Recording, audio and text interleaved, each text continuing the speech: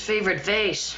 She always says don't play ball in the house. Pork chops and applesauce. That's swell. Marcia. Hey, you guys. Oh, my nose! Welcome to Here's the Story, a Brady Bunch podcast. Hey, I'm not going to tear this thing apart. It's my favorite show.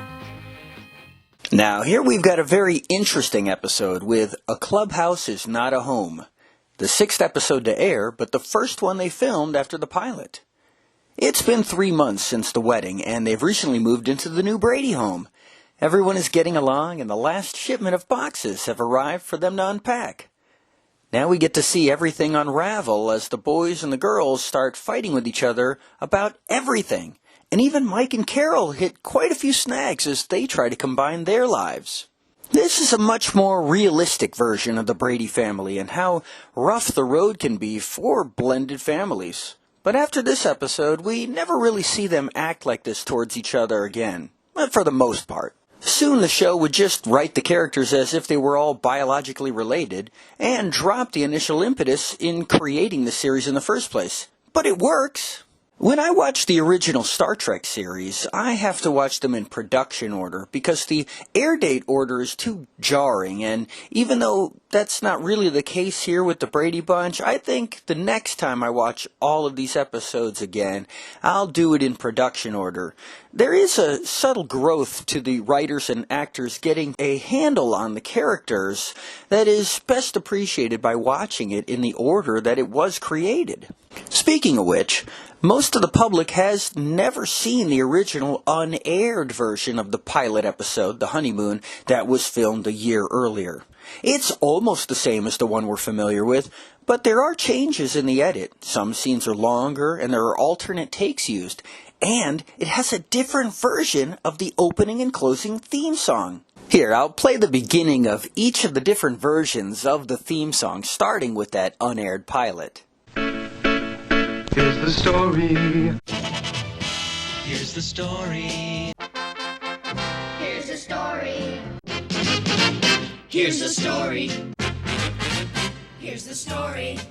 The next time you watch the intro to these Season 1 episodes, check out Mr. Brady at the middle bottom of the 9 squares as he looks at each one of the kids and then turn to the camera and shake his head with a look of disappointment. It's pretty funny.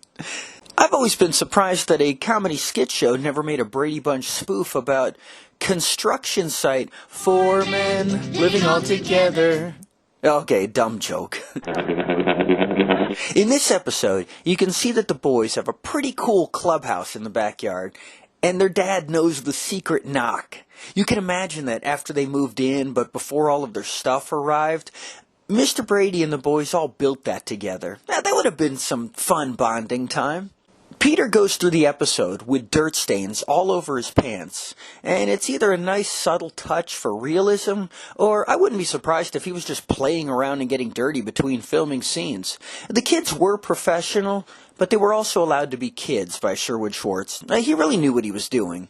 You get an extremely rare or maybe unique view of the girls' room from their doorway, and you can see a wall with a window where the camera would normally be placed to film their bedroom scenes from the opposite angle. And even though this is an indoor studio set, you can see out the window of the room at the sky and the neighborhood treetops as if they really were on the second floor of a real house. It's a lot of effort for about 2 seconds of footage. Greg has a funny line of dialogue at the expense of the girls, but it's exactly the kind of sarcastic humor that I love. Yeah, all we have to do is carry the cartons for you. Where's mine? Bobby's bringing that one up. I sure hope it has more hair ribbons and stuffed animals. You're running low on those things. There's no need to be sarcastic. Alice really seems to be the wisest member of the household, and everyone knows it too, because they all come to her for advice. And she proves just how wise she is by never giving any advice. Well, that is until a soap opera she's watching gives her a great idea, and she forces herself to give just a little bit of advice that actually fixes things in this tumultuous version of the Brady household. Well, at least for a little while. I think this may be the only episode that ends with everything still in chaos, as if they were setting up a different kind of show than what it actually became. And in this episode, we get to see what I think are the best and worst character traits of Mr. Brady, traits that he will keep through the entire run. First, the good. Mike Brady has the power to get everybody to do the right thing with the world's most calming yet authoritative voice ever captured on film. Now listen to me. Before I ever proposed to Carol, the four of us had a very long talk about Marcia, Jan, and Cindy. Remember it? Now I told you to speak then or forever hold your peace. Now who recalls what you said? He's possibly the only person better at it than Captain Jean-Luc Picard. Hey, look at that, 2 Star Trek references in the same episode. But now here's the bad. This is a sign of the times in which this was filmed, and he isn't completely unreasonable about it, but Mike is a male chauvinist. I can see why he's like that, and it's a character flaw that he will work on throughout the series, but I do have to admit that even though he's my favorite character on the show, he's not entirely perfect. But who is? Until next time.